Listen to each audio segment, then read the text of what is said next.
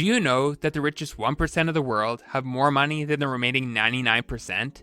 This may sound absurd, but it's the truth.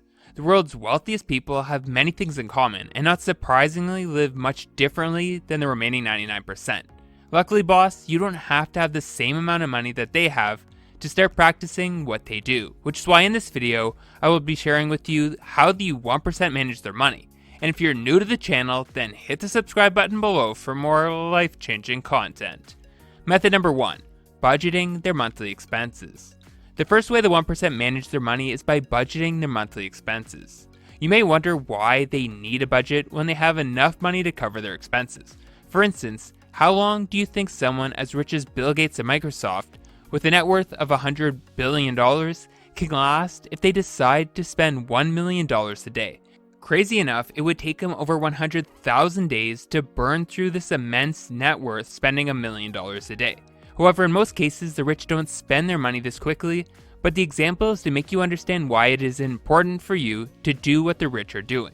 If the rich, who have enough money and still budget their monthly expenses, then I think you should do the same. But the top 1% do not just have a budget, they stick to it. It is not enough to create a budget as most people do. It is more important to stick to that budget. Having a budget helps them track their spending and make necessary adjustments. With the help of a budget, they can manage their money and know where it is going even before spending it. The sad reality is that many people who aren't as affluent as the 1% fail to create or maintain a budget in their day-to-day lives. This very often leads to overspending, the assumption of high interest debt, and bearing more financial stress than is necessary. Therefore, if you are watching this video right now and want to manage your money like the 1%, you should start budgeting your monthly expenses right away. Method number 2, reviewing and negotiating their big 3 expenses. If you've been reading about how to manage money and attain financial independence, then you must have come across the advice to cut down your spending. This is good advice, but it depends on what costs you are cutting down. Like most people, you may be focusing on expenses that have little effect on your finances.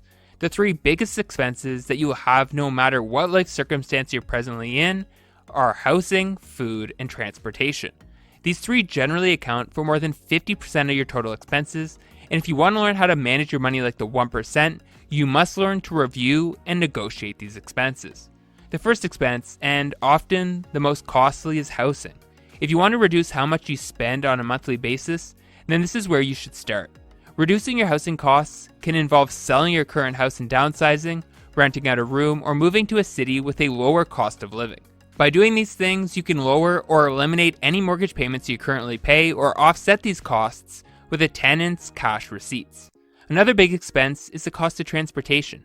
We all need to get around, and whether you travel by car, bus, or bike, there is always a cost involved.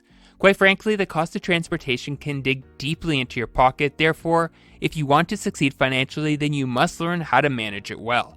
Some simple ways to cut down this expense line item is to bike to your destinations when possible. Rely on public transportation over driving, or sell off your car altogether. Sure, this may make your life a little bit more inconvenient in the short term, but the savings will be well worth it. The third big expense is the cost of food. Obviously, you can't go without food, but you can control how you eat in order to save money. For example, it's usually less expensive to cook your meals at home than to go out to the restaurant, so working on your culinary skills can lead to some nice savings over time. Moreover, a little planning before grocery shopping can go a long way. Doing so will not only allow you to get through your shopping list faster, but it will allow you to take advantages of sales at the same time. Method number 3, paying down consumer debts as quick as possible. Debt is one of the things that can quickly cripple you financially. I'm sure you know this if you've ever had to pay back debt before. Being debt means using money that could have been saved or invested to pay back creditors, which almost always comes with extra fees in the form of interest. But let's not gloss over the fact that not all debt has the same impact on your finances. Consumer debt is one of the debts in which you must do everything you can to pay it off as quickly as possible. Consumer debts are debts that are a result of purchasing goods used for individual or household consumption. The easiest way for you to understand consumer debt is that they are debts that are not used for investment or running a business. Some common examples include credit card debt, student loans, auto loans, mortgages, and payday loans, amongst many others. The first reason why you need to pay this type of debt as soon as possible is that most consumer debts come with high interest rates. The longer it takes you to pay them off, the more money you will have to pay in interest. As opposed to what you think, the 1% still incur some debt. They see debt as a tool and use it to gain financial leverage, but when it comes to consumer debt, they pay it down as quickly as possible. The first method the 1% use to manage their debt is avoiding consumer debt in the first place. This is the most logical strategy, as without debt, you wouldn't have to worry about paying anything back. The rich can do this by spending less than they earn and living within their means. And if they do have debt, the first thing they do is to create a debt repayment plan. They calculate how much debt they owe and plan how they are going to pay it back. They usually start with the ones with the highest interest rates first. They also pay at least the minimum on their credit card every month and pay more whenever they can. Method number 4, planning tax payments. One other thing that differentiates the 1% from the rest of the population is how they plan everything relating to their finances, including their tax payment. Those who earn more money are expected to pay more tax, and you may think that the 1% pay more tax, but that is not entirely true. They plan their tax payment and explore different ways to pay less tax, using the advantages of the law that allow them to lower their tax rate. Warren Buffett, who is one of the richest people on earth, once said that he paid a lesser tax rate than his secretary because of how he earned his income. This shows that the 1% have learned how to effectively manage their money more than the remaining population. They hire the best financial advisors who use their experience to manage their money for them, and this helps them save a lot of money in tax. They make most of their income through investments and other means, which allows them to pay a lesser tax rate than those who make their money through employment income. Another way that they strategize their tax remittances is by separating their personal money from their business-related funds. Most of the 1% are either entrepreneurs or business owners, and they earn their money through their business or company.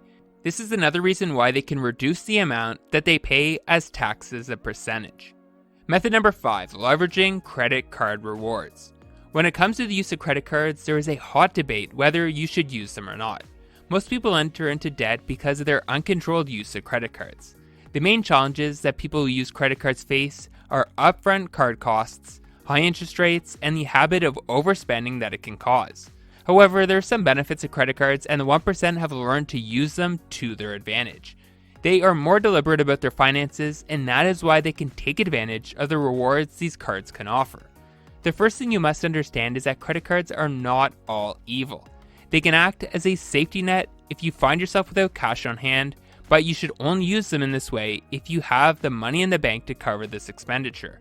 When you learn to use credit cards responsibly, the upsides can be very lucrative. Many credit card companies give their users rewards to encourage them to use their cards. These rewards usually come in 3 forms, which are cashback rewards, mileage, and points. The 1% usually qualify for most of these benefits because they maintain a good credit history by paying their balance on time. When you use your card responsibly, you should then expect some rewards from them. Cashback rewards is the simplest type of reward that comes with using credit cards. In this example, they pay a certain percentage of the total amount you charge to your card back to you. Mileage rewards typically give you discounted costs for airline tickets if you travel frequently, and an extra bonus for using a credit card when you travel. The third reward option is points. Credit card companies will give you certain bonus points each time you meet certain requirements, which are usually tied to spending levels. The points can later be converted into cash, which can be used for purchases as well.